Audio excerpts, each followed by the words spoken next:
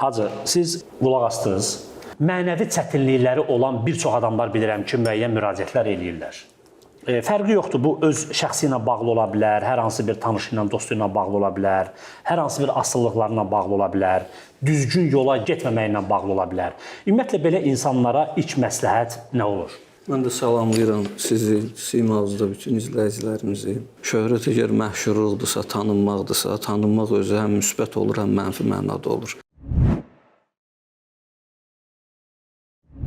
Tarixdə hər tanınan yaxşı və sevimli demək deyil. Şöhrət ona sahib olmayanların arzusu olur. Belə düşünürəm, fəlsəfəçilər belə deyirlər. Nə qədər sən şöhrət qazanmamısan, məşhur deyilsənsə, o sənin arzun olur. İnsan elə bilir ki, şöhrət ona xoşbəxtlik gətirəcək. Amma zaman-zaman şöhrət xoşbəxtlik gətirmir. Niyə? Çünki insanlar hamısı xoşbəxt olmaq istəyirlər. Xoşbəxtlik insan daxilində olur. Yəni, bizim xaricimizdə, bizdən kənarda olan heç bir məsələ bizi xoşbəxt eləyə bilmir. O, sadəcə bizim daxili rahatlığımızı təmin eləmək üçün bir vasitə ola bilir. Şöhrət də onlardan biridir. Çox məşhur adamlar var, həyatları acınacaqlı hala düşür. Niyə? Çünki insanın şəxsi həyatı ümumiləşir. Hər kəsin özünün bir şəxsi həyatı var. Məşhur olduqca şəxsi həyat gündəmə gətirilir, ümumiləşir və insanda çətin problemlər ortaya çıxa bilir. Yaxşı olar ki, biz ilk olaraq şöhrəti qazanmamışdan qabaq o üçün özümüzdə bir hazırlıq əldə eləyək. Biz məşhurlaşmamışdan qabaq, məsələn, inkişaf eləmiş ölkələrdə onlar hansısa kurslara gedirlər, şöhrətlə necə rəftar eləmək lazımdır. Yəni, belə kurslar var. Hətta mən internetdə də bir zaman araşdırma eləmişdim. İnsan onu özü üçün, hətta dində də var bu. Hətta mən fəlsəfəçilərdən birində oxumuşdum. Əgər sizin hansısa bir dostunuz şöhrət qazanmamışdan qabaq, nailiyyət əldə etməmişdən qabaq zamanının 5%-ni sizə ayırırdısa, həmən 5%-in 30%-ni bugün sizə ayırırsa, yəni o 5%-in 30%-i, yəni artırmaq deyil, əskildir zamanı. Yəni bu əslində qane kimi. Qane olmalısan buna. Sən çətin vəziyyətdə olanda yanında olmağı hamısı istəyir, gəlirlər, olurlar. Amma sənin günün yaxşı olanda yanında az adam ola bilir. Çox, ona da iradə istəyir. Hacı, bu şöhrət xəstəliyi necə gəlir? Mən belə düşünürəm ki, ilk öncə biz şöhrətin arxasıyla gedən adamıq, yoxsa biz vəzifəmizi icra edirik, şöhrət özü gəlir. Yəni, bunu ayırmaq lazımdır. Məsələn, mənim həyat bir vəzifəm var, onlarla məşğulam, mən elmlə məşğulam, yazıram, pozuram, misal. Və elm məni məşhurlaşdırır, zaman keçdikcə əsərlərim oxur. Bəzən şöhrət insan öləndən 200-300 il sonra ortaya çıxır. Adam məşhurlaşmağa başlayır. Bəzən öz zamanında olur. Yəni, şöhrət dalıca olan adamlar şöhrətdə qərq olurlar. Məhv olurlar, aradan gedirlər. Məsələn, xanım gözəl nümunə göstərdi, deyir, mən Allahın özü qədər məşhur olacam. Amma o Allah kimi məşhur ola bilməz heç vaxtı. Allah başqa mənalarda həyatda məşhurdur. Allah mənbədir. Hər nə oradan qaynaqlanır, hər nəyi oradan alırıq. Yəni, Madonna özün Məryəmlə, Allahla müqayisə. Şöhrətlə bağlı. Onun iddiasıdır. Bir insan var, düzdür, həyatda yoxdur. Amma bu dəqiqə onun adı, o insanın adı, hətta bu dəqiqədə dünyanın hər yerində çəkilir. Dayanmadan çəkilir. Kimdir o bilirsiniz? Muhammed sallallahu aleyhi ve sellem. 24 saat bu adamın adı dünyanın çünki hər dünyada yerində zaman dəyişilir deyə hər qitədə, hər şəhərdə, hər ölkədə əzan vaxtı fərqlidir. Görürsünüz nə qədər Ona görə hər dəqiqə onun adı səsləndirilir dünyada. Allahla bərabər səsləndirilən yeganə insan adı. O hətta şöhrət dalıcı olmayıb. Bəli. O yetim bir uşaq olub. Elə deyil. Sistem dedi, şöhrətlə para eyni işlənilir. Onu başqa cürə də fikirləşmək olar. Məsələn, şöhrətlə paranı onlar ona bilirsiniz, Türkiyədə bir keçmiş imperatorluq var da, Osmanlı imperatorluğu. Orada bir mənəviyyat var idi da, mənəviyyat dolu bir, belə deyək. İndi təsəvvür edin, onlar ona görə mən belə düşünürəm işlədirlər. Yəni, şöhrət para deyil. Şöhrət başqa məsələdir. Şöhrət insana xoşbəxtlik gətirə bilər. Siz incəsənət adamısınız. Məsələn, mən sizə bu sözü desəm, biraz düşünürsünüz, görəcəksiniz, mən də elə düşünürəm. Məsələn, bizə bəzən görürsən incəsənət adamlarına, ictimai adamlara xalqın sevgisi puldan qat-qat önəmlidir. Məsələn, görürsən incəsənət adamı bir yerə gedəndə, orada düzdür, pulu da düşünür. Amma xalqın onu necə qarşılamağın, məsələn, ona çox önəmlidir. İncəsənət adamları, üzr istəyirəm, puldan çox bir-birinə, xalqın ona olan məhəbbətin qınayırlar, qısqanırlar.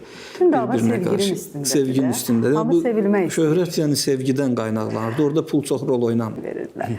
Hətta bunun belə təzyiqinə dözə bilməyənlər görmüşəm mən. Nədir ki bu? Teymur Heç Ləngin də nədir. eyni bu haqda Teymur Ləng öz bərbəri onun saçını qırxanda gəlir bir yerdə sağ tərəfində deyir dayan burada. Gəlin bunun ayağının altını qazın deyir. Qazırlar, görürlər küp var, qızıl bastırılıb ayağının altında. Deyirlər hardan bildin? Deyir bu bərbər bura çatanda danışıq tonu dəyişirdi. Vay bu dəyişirdi. Yəni, insanlarda olur, amma bəzi adamlar da var, dünya onları aldada bilmir. Bəli, çox sadə insan. Ümumiyyətlə çox yəni, dünyaya biz özünü necə baxırıqsa odur da. Yəni, dərin adamlar nə onları balanslı adamları çaşdıra bilməz vardır. o da var. Bu kişi əgər məşhurlaşırsa, misal hansısa şəxsiyyət məşhurlaşırsa, o artıq cəmiyyətin övladına çevrilir, cəmiyyətin bir ailə başçısı təkcə bir ailənin deyil də, bir ailənin oğlu deyil. O bir hüquqi status alıb özünə. Məsələn, mən uşaq idim, filankəsin oğlu filankəs idim. Artıq mən cəmiyyətdə özümə mövqe tutmuşam. Mən filankəsin oğlu ki, filankəs kimi tanımırlar. Mənə deyirlər, məsələn, filan ictimai xadim, filan incəsənət, filan, məsələn, idmançı belə tanıyırlar. Mən artıq, mənim ailəm də bunu düşünməlidir ki, bu tək bizim deyil. Bu xalqındır, cəmiyyətindir. Kimdir ilk müsəlman? Xədicə xanım. Xədicə xanım. İlk müsəlman qadındır. Yəni peyğəmbəri kim? Peyğəmbərdir. Bu Ondan sonra sonra İmam hətta sonra Əli sonradır. Sonra deyil eyni vaxtda da Bəli, və Məhəmmədin bütün əziyyətini kim çəkdi? Xədicə. Düzdürmü? Təbiidir, qadın bizi bu Yəni Xədicənin necə bir qadın kimi Əslində siz eyni fikirdəsiniz. Eyni fikirdə daha çox bəli. Qadına məsələn göstərmirsə bu çox ali insandır demək deyil. Bəlkə özündən narahatdır ki, göstərmir.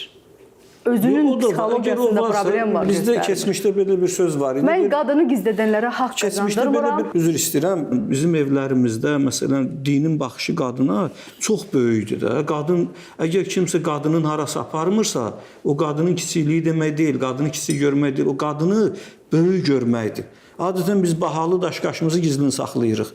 Biz əgər qadınımızı harasa aparmırıqsa... Bahalı daşqaşını heç kim gizlin saxlamır. Taxır gəzir. Məsələn, elə də... Mən gizlin saxlayanı görmüşəm. Onlar ucuzlardır da taxırlar. Çox bahalılar gizlində saxlayırlar. Xəzinələrdə saxlayırlar.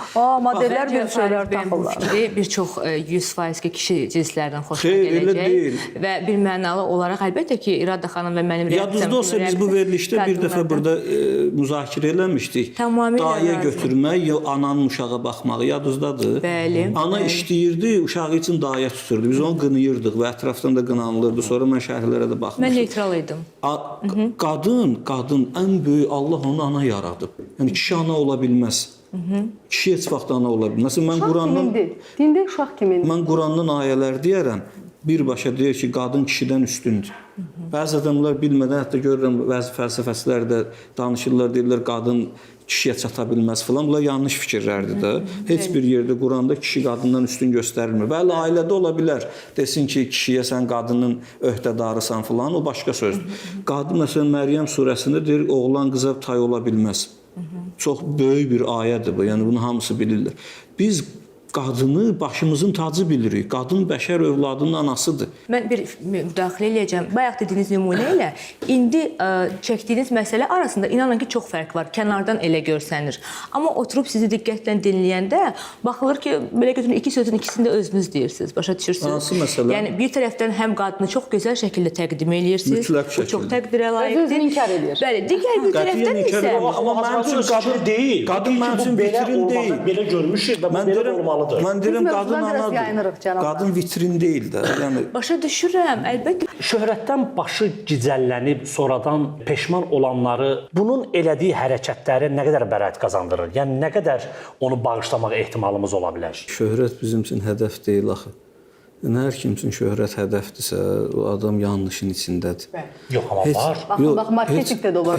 Tam doğru deyil. Heç nəyi olmayan adam üçün şöhrət hədəf olur. Biz məşhurlaşırıq özümüz istəmədən, əgər belə düşünürüksə.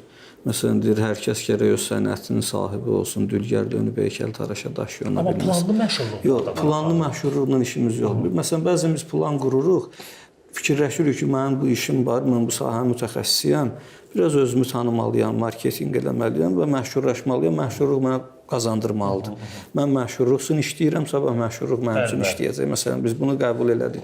Amma bizim üçün hədəfə çevrilməməlidir. Həmişə şöhrətdən yıxılan adamlar onu hədəf kimi özləri üçün qarşılarına məqsəd qoyanlardır. Yəni əksəriyyəti belə olur. Əksəriyyəti belə olur. Adam özü üçün elə bilir. Məsələn, böyük fəlsəfəçilərdən birindən oxumuşdum bunu. Deyirdi, adam qabaqcadan məşhur deyilsə, o şöhrətin içində olan pislikləri başa düşmür. Çətinlikləri, sıxıntıları bilmir. Ona görə ona can atır. Onun içindəki çətinlikləri, mənfi tərəflərini yalnız o adamlar bilirlər ki, onu əldə ediblər. Onu əldə eləmədən onu başa düşmək olmur. Məsələn, adamın təsəvvür edin, bütün məşhurlar depressiya yaşayırlar. Bəli. Bütün, yəni 70%-dən yuxarıya bütün demək olur da. Ola bilər 10 nəfər çıxsın desin, mən məşhuram, amma depressiya yaşamamışım. Biraz xalqın məhəbbətini itirən kimi, sevgisini itirən kimi, biraz efirlərdən kənara düşən kimi küçədə bunu tanımayanda özünü tanıtdırmağa çalışır. Məsələn, mən adamlar tanıyım. Pis keçirli olur. Bütün məşhur, məsələn, şəxsən özümü deyirəm, mən heç vaxt məşhurluq dalıcı deyiləm. Niyə? Çünki mənim öz sahəmdə və yaxud başqa sahədə ictimai xadimlər, hətta bilirsiniz, incəsənət xadimləri, dostlarımız var. Mən onların yanında oturanda sıxılıram. Mən onu görmüşəm, hiss eləyirəm. Görmüsünüz. Bəli. Adamlar restorana girəndə gözləyirlər ki, cəmaət bizə baxsın. Baxırlar, o məni tanıdı deyəsən, misal, mənə qarşı niyə belə eləmədi? Məsələn, filan ölkəyə getmişdim, orada adamla yaxşı rəftar edirlər. İncəsənət xadimləri deyir bunu. Artıq adam xəstələnib. Böyük əksəriyyətdə bu var. Bu yanlışdır. Sən onu görəndə heç vaxt istəmirsən elə olasan. Yəni, sən bunun dalıcı olmaq istəmirsən. Rahat yaşamaq istəyirsən. Onu itirən kimi depressiyaya düşürsən. Bu adamın şəxsi həyatı olmur. Şöhrət məqsəd olmamalıdır. İnsan özünü kamilləşdirməlidir. Şöhrət yaşayan dostlarımız var. Onlarla bir yerdə canımız sıxılır. Bir yerdə otura bilmirik. Yaxşı olar. Bu aləmdə deyirlər. Yəni, hansısa başqa bir aləmdə yaşayırlar. Onlar öz ətraflarına da zərərlər getirir. Özünə də kaprizlər yaranır. Özləri üçün, ailələrində kaprizlər yaradırlar, onlar yaradır. Yaxşı olar ki, şöhrət bizim üçün hədəf olmasın. Bizim öz məqsədimiz var. Ümumiyyətlə, hər sahədə olursan, o kamil insan olmaq lazımdır. Kamil insan müəllim olanda da onunla ünsiyyət yaxşı olur, dülgər olanda da onunla ünsiyyət yaxşı olur. Və bir də əgər məşhurlaşdırıbsa səni hansısa ixtisas, mən belə düşünürəm ki, məşhurluğun bəzi tərəfləri var, reaksiya vermək lazım deyil. İnsanlara cəmiyyət müxtəlifdir. Nə qədər dünyada insan varsa, o qədər psixologiya var. Bir adama söz atır, biri replik atır, biri mehriban yanaşır, biri ego ilə yanaşır, biri xainlığını çəkir, paxıllıq eləyir. Bunların hamısını düşünmək lazımdır. Əgər məşhur olmaq fikrindədirsə kimsə, yaxud həyat ona məşhurluq gətiribsə, böyük insan olmaq lazımdır.